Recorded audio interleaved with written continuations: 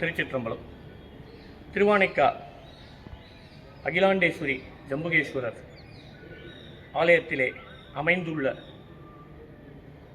சனி பகவான் தன்னுடைய தாயாருடனும் மனைவியுடனும் இருக்கக்கூடிய அந்த திருவோலக்கத்தினுடைய சிறப்பம்சங்கள். சனி என்பது 9 கிரகங்களிலே விளங்கும் ஒரு அதிதெய்வம். சனி பகவானுடைய மனைவியினுடைய பெயர் ஜேஷ்டாதேவி, அவருடைய தாயார் சாயாதேவி. இதனுடைய வரலாறு பின்வருமாறு. அதாவது சூரியனுடைய வம்சத்தை சேர்ந்தவர்தான் சனி. சூரியனுடைய மனைவிதான் சாயாதேவி. இவர்களுடைய இருவருக்கும் பிறந்தவர்தான் சனி. அதாவது சனைச்சொரன் என்று பெயர் பெறுகிறார். தாயார் சாயாதேவியினுடைய வயிற்றிலே சனி கருவுற்ற போது மிகுந்த பக்தியுடன் சிவனை நோக்கி தாயார் சாயாதேவி தவம் புரிய, அதனால் எல்லாவிதமான அனுஷ்டானங்களையும் தான் கடைபிடிக்க நேரிடாது, உணவு அருந்தாது கடும் தவத்திலே இருந்தமையால் அந்த பிள்ளை பேரின் போது சனி கால் ஊனத்துடன் சனைச்சோரனாக உருவெடுத்து பிறப்பெடுக்கிறார். அது மட்டுமல்லாமல் அவர் வலிமை இழந்து இருண்ட வண்ணம் இருந்தமையால் சூரிய பகவான் தன்னுடைய மனைவியாகிய சாயாதேவியையும் தன்னுடைய புத்திரனாக இருக்கும் சனி பகவானையும் கருதாமல் வெளியே செல் என்று சொல்லிவிடுகிறார்.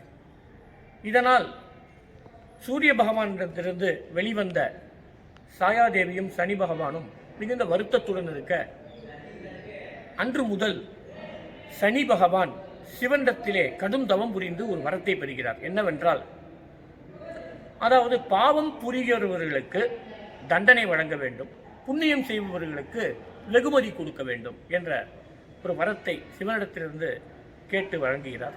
அன்றைய நாள் முதல் இந்த சனி பகவானுக்கு ஒரு ஆற்றல் கிடைத்து பக்தர்களுக்கெல்லாம் புண்ணியம் செய்தவர்களுக்கு இன்பத்தையும் பாவம் செய்தவர்களுக்கு தண்டனையையும் வழங்கும் அந்த ஆற்றலையும் அருளையும் பெறுகிறார்.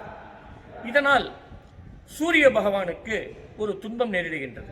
அதாவது தன்னுடைய தகப்பனார் இப்படியெல்லாம் செய்துவிட்டார் என்று கோபம் கொண்டு அவரையும் துன்புறுத்த வேண்டும் என்று மனதிலே சங்கல்பம் கொள்கிறார் சனி பகவான்.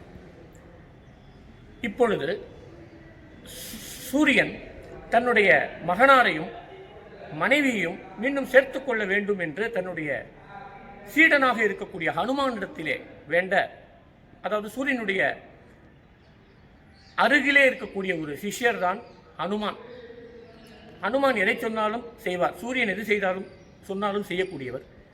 சூரியனுடைய ஆணைக்கு கீழ்ப்படிந்து ஹனுமான் சனியிடத்திலே வந்து இந்த கோரிக்கையை வைக்க, சனி பகவானுக்கு அதுக்கு பிடிக்கவில்லை. நான் வரமாட்டேன் என்று சொல்ல உடனே கோபம் கொண்ட ஹனுமான், அதாவது சனி ஹனுமானை கிண்டல் கேலி செய்கிறார்.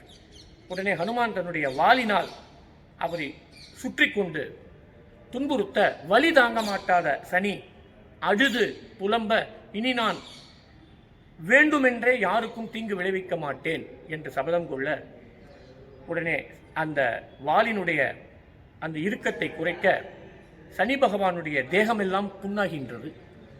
உடனே அதற்கு பிராயச்சித்தமாக ஹனுமான் எண்ணெய் அந்த எண்ணெய் காப்பு இட அவருக்கு அந்த ரோகத்திலிருந்து விடுபடுகின்றார். அதனால்தான் இன்றும் சனியினுடைய பிடியிலே இருப்பவர்கள் ஹனுமானை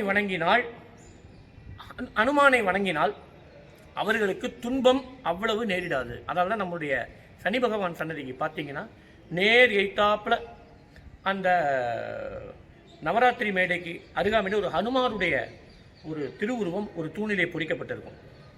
அதனால தான் பார்த்தீங்கன்னா ஹனுமானை வணங்கிவிட்டு இவர்கள் சனி பகவானிடத்திலே சென்றால் அந்த சனி பெயர்ச்சியோ அல்லது எந்த துன்பமோ அவர்களுக்கு நேரிடாது என்பதெல்லாம் ஒரு வரலாறு. எனவே இந்த சனி, புதன், ஞாயிறு, வெள்ளி, திங்கள் பல தீயன முனிவது செய்து உகந்தானே வென்று அவ்வினை மூடிட இனி அருள் நல்கிடு என்று அண்ணல் செய்த ராமேஸ்வரம் என்ற திருஞான சம்பந்தருடைய அந்த திருப்பாடல் நமக்கு ஒரு மிகுந்த பலமாக இருந்து என்ன சொல்கிறது என்றால், சிவனை வழிபடுவோருக்கு, சிவனுடைய அருளிலே இருப்போருக்கு சனியினுடைய பிடி நிச்சயமாக அவர்களுக்கு துன்பத்தை கொடுத்திடாது.